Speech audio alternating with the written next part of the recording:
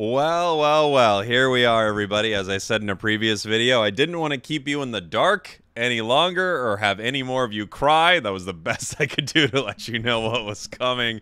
Darkrai is now confirmed coming to Pokemon Unite. In fact, Darkrai, Psyduck, and Rouge. God, I can never say it right.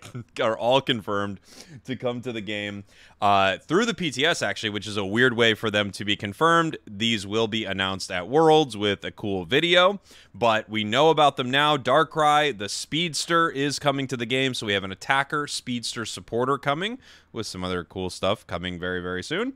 Here we go. Let's talk a little bit about it because this thing is nuts, and it's going to be awesome, and I can't wait. It is a special attacker. It's listed as an attacker, but it's a special attacker. I think everything indicates that it's a special attacker.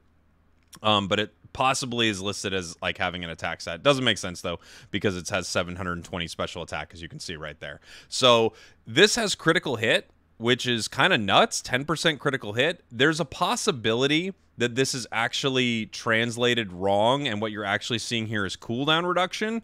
However, if not, a Speedster running special attack is not insanely unusual. We have Gengar, right? But we don't have one with critical hit, which could be nuts. Adding Slick Spoon, which gives you the ability to ignore special defenses, plus the ability to critical hit. This could be a massively powerful Pokemon. Let's get into it. Bad Dreams is its ability. This Pokemon deals damage over time to nearby sleep-opposed Pokemon. The question is, does this get affected if they are put to sleep with Wiggly, Yawn, Snorlax? I think all is very possible, which could be really cool, some very cool combinations. The damage dealt by this ability will not wake the opposing Pokemon, so they will stay asleep if they're put to sleep. So you won't wake them normally through Wiggly's Sing if Wiggly puts them to bed, again, if it combos that way. And opposing Pokemon affected by this ability take increased damage from the next attack. Your basic attacks made against sleeping Pokemon will be boosted with increased range. Boosted attacks deal damage to opposing Pokemon with an attack from a Void and restore HP. So you've got HP restoration in your kit. Let's talk about your moves here. Hypnosis and Calm Mind is where you start with this Pokemon. So Hypnosis feels like obviously the logical starting move. 7-second cooldown. You employ Hypnotic Suggestion in the designated direction, so it looks like you cast it out in a line, dealing damage to Pokemon it hits and making them fall asleep after a short time. So it's kind of like a little bit of like it reminds me of VGC a little bit, right? Where it could, like, the Pokemon is getting drowsy almost.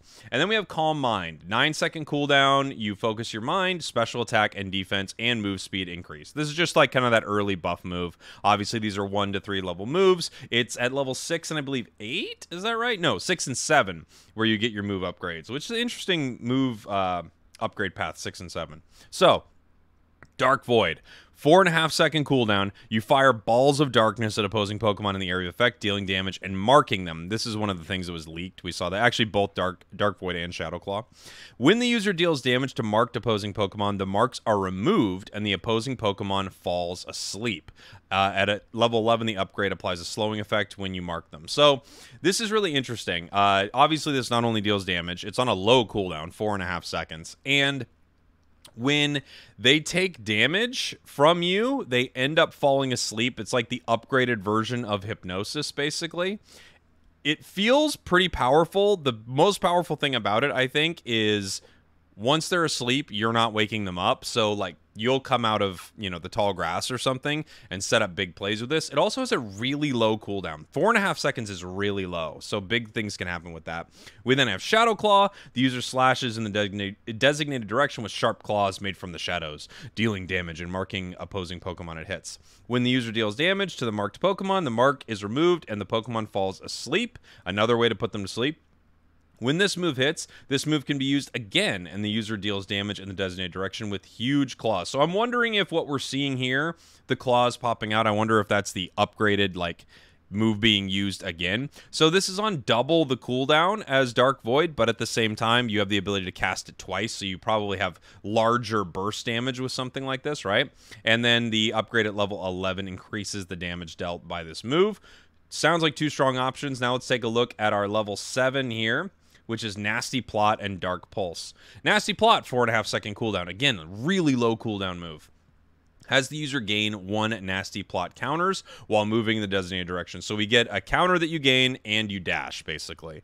You can store 2 nasty plot counters. When you use your next basic or boosted, the user consumes all of the counters and deals additional damage based on the number of counters consumed. And at level 13, it resets this move's cooldown when an opposing Pokemon falls asleep, which is easy to do, right? You have multiple moves in this kit that will put them to sleep, and then you will be able to dash with Nasty Plot, chase them down, hit them with increased damage, and then at level 13, reset the move cooldown when they're asleep, giving you another dash. This makes you insanely mobile, and depending on the power of Nasty Plot, very, very powerful.